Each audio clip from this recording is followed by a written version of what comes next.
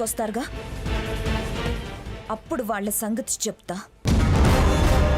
రాగానే ఇక్కడ జరిగిన దానికి అక్కడ కౌంటర్ ఇస్తా. ఏం చేస్తావు? దెబ్బ మీద దెబ్బ పడితే గాని పడగ లేపటం మానరు. వాళ్ళ ఆలోచనలు ఇటు మళ్ళకుండా ఇంకా ఇబ్బంది పాలు చేస్తా. నా అవమానానికి 100 రెట్లు అవమానపడేలా చేస్తా. బావుంది. నువ్వు ఆ పథకం అమలు చేసిరా, ఈ లోపు నేను ఆ ఆస్తి తిరిగి వాళ్లకు దక్కకుండా ఉండే ఏర్పాటు చేస్తాను. ఏమంటావు? మీ పని చెప్తా.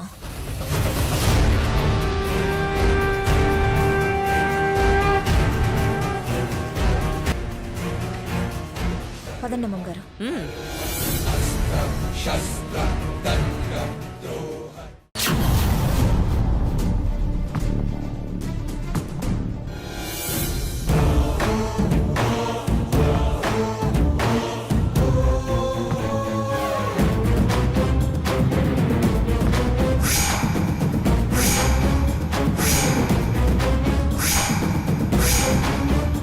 ఎవరా మీరు?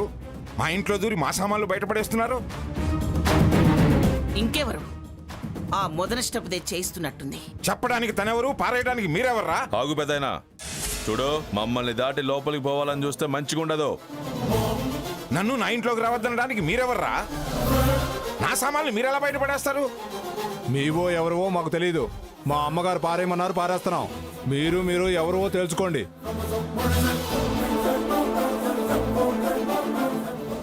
ఏంట్రా చెప్తుంటే?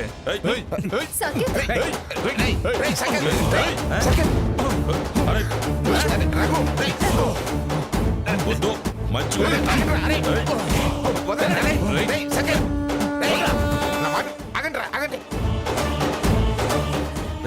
చంపేస్తాను. ఎవర్రా? ఏంట్రా మీ దౌర్జన్యం? దౌర్జన్యం వాళ్ళది కాదు, మీది. ఇంట్లో సామాన్లు బయట వేయిస్తూ మాది దౌర్జన్యం అంటావేంటి? చేసింది చాలేదా? జరిగింది సరిపోలేదా? అక్కడ మొహం చాటేసి వచ్చి ఇక్కడ ఇలాంటి ముదనష్ట పని చేస్తున్నావా? మర్యాదగా సామాన్లు లోపల పెట్టించు, లేకపోతే సామాన్లు ఎలా యువతల పడ్డాయో అలా నువ్వు గేట్ అవతల పడతావు. ఎందుకు పడతాను? ఎలా పడేస్తారు? నాకు కాని వస్తువుల్ని నా ఇంట్లో ఎందుకుండనిస్తాను? అందుకే అవతల పారేస్తున్నాను.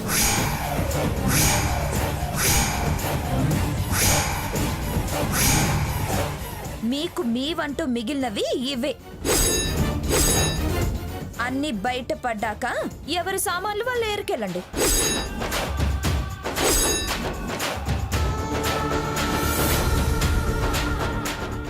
అంతేకాని దౌర్జన్యానికి దిగితే వీళ్ళు రాటు తెలిన రౌడీలు. ఇరగదీసి ఎముకలు విరిచి మూట కట్టి అవతల పారేస్తారు. చాచి కొడితే పళ్ళు కట్టించుకోవడానికి దవడలు పనికి రాకుండా పోతాయి. వాళ్ళు రౌడీలైతే నా మనవల చేతులు గాజులు తొడుక్కొని లేరు. నిన్ను వాళ్ళని ఇరగదీసి పారేస్తారు. కొడతారా? కొట్టమని చూస్తా. ఏంటే కొడతారా అంటావు? నిన్ను సాకేత్ ఆగు. ఏంటి అన్యాయం? ఎందుకింత తెగబడిపోయావు? చెప్పానుగా, పరాయి వాళ్ళ వస్తువులు నా ఇంట్లో ఉండద్దు, పారేస్తున్నానని. మేము నీకు పరాయి వాళ్ళం కావచ్చు గాని ఇది నా ఇల్లు. నా ఇంట్లో నువ్వు పరాయి దానివి. నీ దౌర్జన్యం ఏమిటి? ఏం పెద్దాయనా, ఇది నీ ఇల్లా? ఎలా అవుతుంది? ఈవిడ గారు తన యావదాస్తిని నాకు రాసిచ్చిన తర్వాత ఇంకా ఇది మీదెలా అవుతుంది? మాయ చేసి నువ్వు అమ్మమ్మ గారి యావదాస్తిని రాయించుకోవచ్చు, కానీ ఇది తాతయ్య గారి పేరు మీద ఉన్న ఇల్లు. దీన్ని రాసిచ్చే హక్కు, అధికారం అమ్మమ్మ గారికి లేదు. దీన్ని స్వాధీనపరుచుకునే హక్కు, నాది అనే హక్కు నీకు కూడా లేదు. ఆహాహా, ఏం లా పాయింట్ పట్టారు మాజీ executive chairman of Manga pharma private limited Shrimati Seethamahalakshmi garu. ఈ మాత్రం ఆలోచన లేందాన్ని అనుకున్నావా?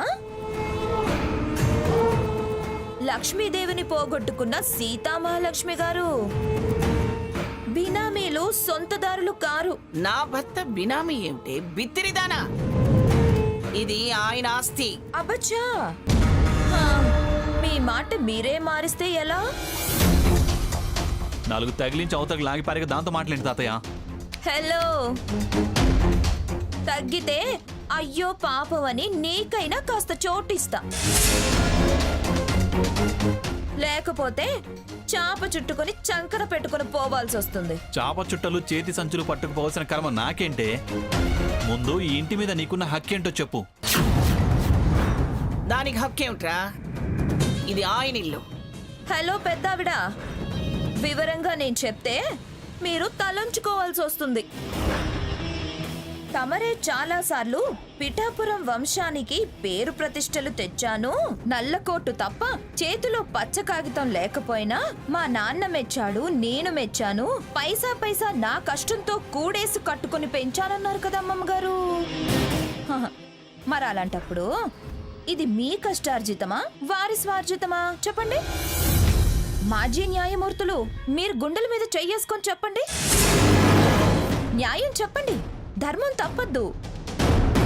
ఏమిటే నువ్వు అన్యాయంగా ప్రవర్తిస్తూ న్యాయం చెప్పండి, ధర్మం చెప్పండి అంటూ గుండెలు కొట్టుకుంటున్నావు? నేను జడ్జి గారిని అడుగుతున్నా, తమరు ఇంటర్ఫియర్ అవ్వకండి. మా హక్కుల్ని కాదనే హక్కు నీకెక్కడిదే? నా కొడుక్కి ఉంది. ఇది మీద నమ్మి సొమ్ము చేసుకుని నా కొడుక్కి అన్యాయం చేస్తున్నారని మైనర్ దావా వేస్తా. వాడు మేజర్ అయ్యేదాకా దీన్ని నా ఆధీనంలోనే ఉంచుకుంటా. అది సాధ్యమయ్యే పని కాదు. అవునా? ఆ హ, కావాలంటే ఇదిగో చూడండి, దావా వేసిన స్టే.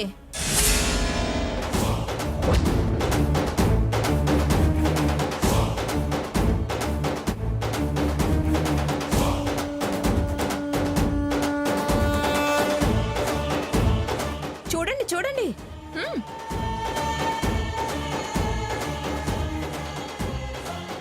అన్నీ తెలిసిన మీరే అలా అంటే ఎలా తాతయ్య? ఏది సాధ్యమో ఏది అసాధ్యమో మాజీ న్యాయమూర్తులు మీకు తెలీదా? ఇది బినామీ కాదంటారా? నేను నిరూపిస్తా.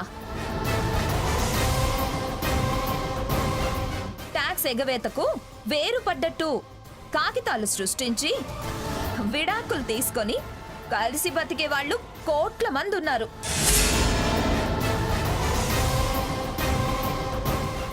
అయినా ఎవరి పేరున లేని ఆస్తి మీ ఒక్కరి పేరునే ఎందుకుంది?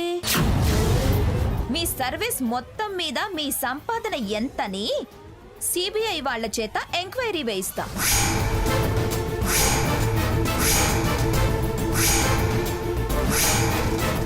అప్పుడు ఆస్తితో పాటు పేరు చెడిపోతుంది.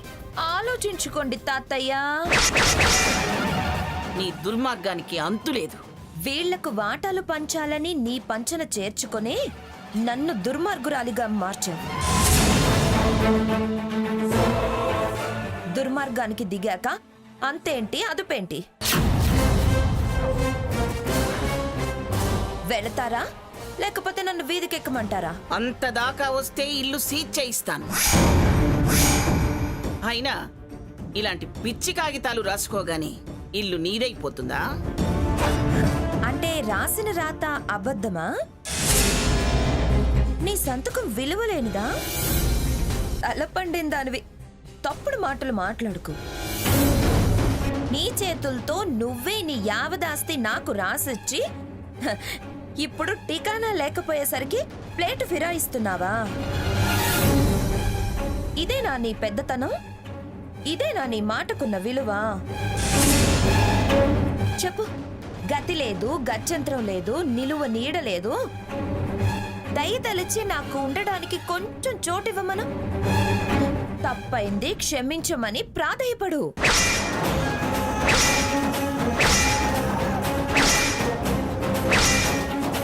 ముష్టేశాననుకొని మీ సామాను లోపల సర్దించి మరీ వెళతా. అంతేకాని హక్కులు అంటూ పోరాటానికొస్తే టెంటేసి మహిళా సంఘాలను పిలిచి మీ టెంపర్ తగ్గిస్తా.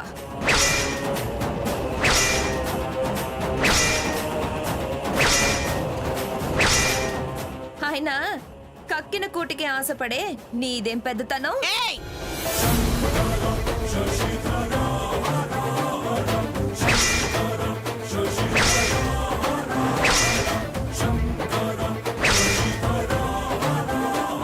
ఏయ్, ఏం ఆగుతున్నావు? అమ్మమ్మ గారు నిన్ను ప్రాధేయపడాలా? నువ్వు ముష్టేస్తావా? నీచానికి అంతుండాలి, దుర్మార్గానికి హద్దుండాలి. సొమ్ము మీద ఇంత ఆశ స్వార్థం పెచ్చి మీరకూడదే. మోసం చేసి ఆస్తులు రాయించుకున్నది కాక నిలువ నీడ కూడా లేకుండా చేయాలని చూస్తున్నావా? నేనుండగా వాళ్ళు చోటు లేని వాళ్ళు, నీడ లేని వాళ్ళు ఎందుకవుతారు?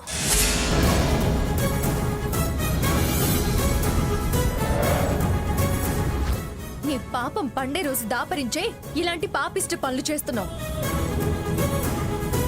సొమ్మే సర్వస్వం అనుకుంటున్నావు నువ్వు. అదే నిన్ను నాశనం చేస్తుంది చూడు. మనుషుల్ని కాదనుకుంటున్నావు, మట్టి కొట్టుకుపోతావే. ఆపమ్మ తల్లి ఆపు. నీ పిచ్చి కూతలు నన్నేమీ చెయ్యవు. ఒసే స్వర్ణ, నన్ను మాయ చేసి ఏ మార్చి రాయించుకున్న ఈ ఆస్తులు నీకు శాశ్వతం కాదే. ఆ, ఆస్తులు శాశ్వతం కావు. మరి ఎందుకు ఇంటి కోసం పాకలాడుతున్నారు? ఉన్నారుగా దరిద్రపు సంత, వాళ్లతోనే ఉండండి. దరిద్రం అనుభవించండి. లేదు, రిచ్గా సుఖపడాలి అనుకుంటే సారీ చెప్పిరా. నీకు మాత్రమే నాతో ఉండే అవకాశం ఇస్తా. అయినా నీ దయా దాక్షిణ్యాల మీద బతకాల్సిన అవసరం మా గ్రానీకేంటే?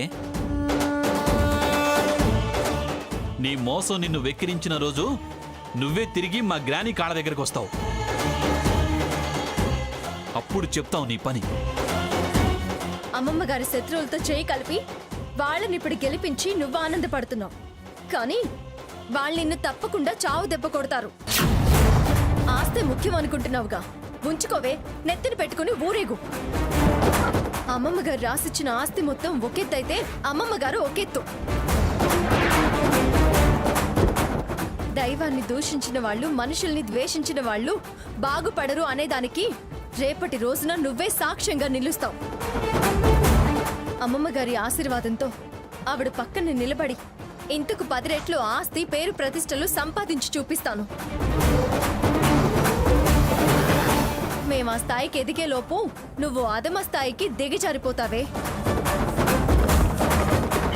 మనుషులు, మమతలు ముఖ్యమని గుర్తుంచుకో. ప్రేమానురాగాల కోసం పరితపించే రోజు నీకు తప్పకుండా వచ్చి తీరుతుంది. ఆ రోజు రాకపోతే నేను నా పేరు మార్చుకొని నీ కాళ్ళు పట్టుకొని నిన్ను క్షమాపణ అడిగి అనామకంగా బతుకుతాను. జరగబోయేది అదే. నువ్వేదో నువ్వుల గింజలతో, తులసాకులతో నూనెలు తయారు చేస్తూ అదేదో పెద్ద ప్రోడక్ట్ అని విర్రవీగుతున్నావు. వాటి బతుకు తేలుస్తా, నీ బతుకు సాగకుండా చేస్తా. అప్పుడు డబ్బు ముఖ్యమో కాదో నీకు తెలిసొచ్చేలా చేస్తా. ఏ ధైర్యంతో నువ్వు ఛాలెంజ్ చేస్తున్నావో ఆ ధైర్యమే నీకు లేకుండా చేస్తా. నీ నమ్మకాలు అపనమ్మకాలని నిరూపిస్తా. మానాభిమానాలు లేని దానివి, దాని ఆత్మాభిమానాన్ని నువ్వు జయించలేవే. అందర్నీ వద్దనుకొని నువ్వేం పాముకుంటావో, నువ్వేం బాగుపడతావో నేను చూస్తానుగా. చేతనైంది చేసుకోండి, అంతేగాని నా వాకిట్లో నిలబడి వాదన చేయకండి. వెళ్ళండి అవతలికి.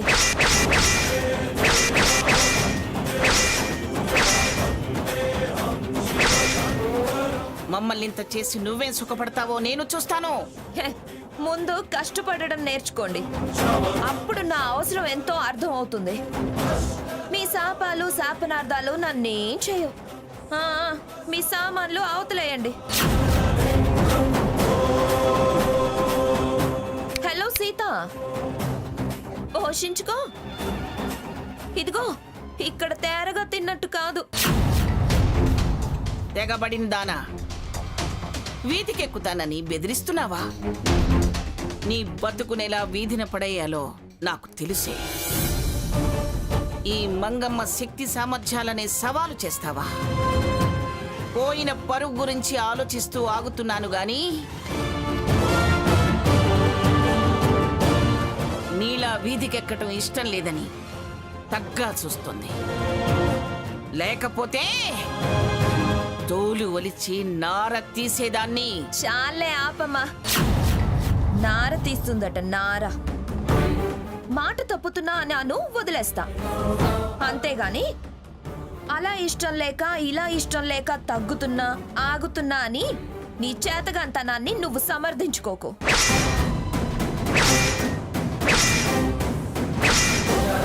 నీ ముద్దుల మనవరాలు నిన్నెలా పోషిస్తుందో ఈ ఇల్లు దాటాక గానీ అర్థం కాదు. ఏంటే అర్థమయ్యేది?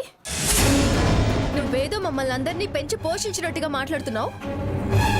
నీలాంటి దుర్మార్గ పనులు చేయాల్సిన అవసరం మాకు లేదని చాలాసార్లు చెప్పాను. మాకు అమ్మమ్మ గారు దైవంతో సమానం.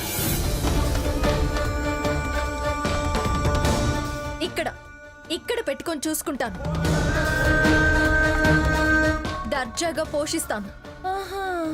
ఎత్తుకు ఎత్తులా చూసుకుంటానే. నా నెత్తిని పెట్టుకుని పూజిస్తాను. నువ్వు ఈ డబ్బును చూసుకుంటున్నావు, నేను వాళ్ళ విలువ చూసుకుంటున్నాను. ఏ స్వర్ణ, నువ్వు ఎంత పశ్చాత్తాపడినా నీ తప్పు క్షమార్హం కాదు. అమ్మమ్మ గారు లాంటి వారిని ఇవాళ కాదనుకున్నంత తేలిక కాదు తిరిగి పొందడం. చాలమ్మా చాలు, విసిగించుకో, వెళ్ళు. ఈవిడ గారి చరిత్ర విని విని ఉన్నా. నువ్వు మళ్ళీ కొత్తగా చెప్పాల్సిన అవసరం లేదు. ప్రతిజ్ఞ చేసావుగా, సాధించు, వెళ్ళు. వెళ్ళండమ్మా, వెళ్ళండి. ఏ వాచ్మ్యాన్, ఓపెన్ ద గేట్. వెళ్ళాల్సిన వాళ్ళు గేటు తెరిచి దారి చూపిస్తే గాని కదిలేలా లేరు.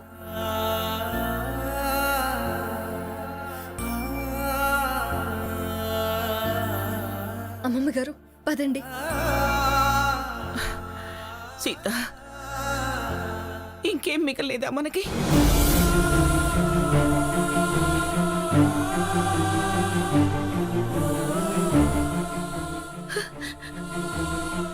ఇక్కడేం మిగలేదా? ఎందుకు మిగలలేదు మంగ? మన ఆనందాలన్నీ ఇక్కడే మిగిలాయి. కానీ తీసుకుపోయే హక్కు మనకు లేదు.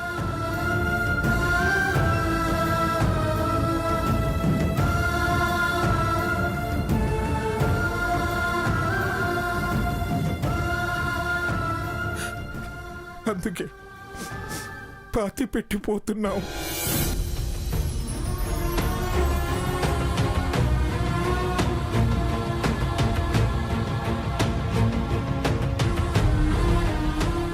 తాతయ్య ప్లీజ్ ఊరుకో. గ్రానీని ఇంకా ఏడిపిస్తున్నావు. అవును తాతయ్య.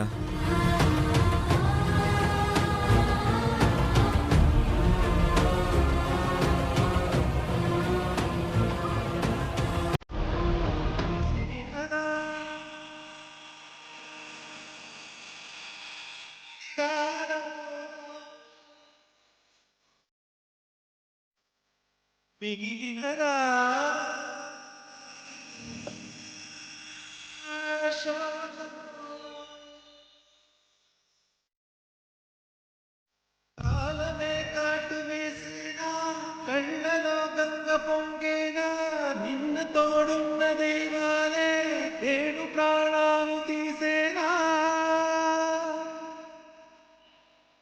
ఏగల కాదలు మానవులు న్యాయ దేవత కళ్ళున్న చూడలే.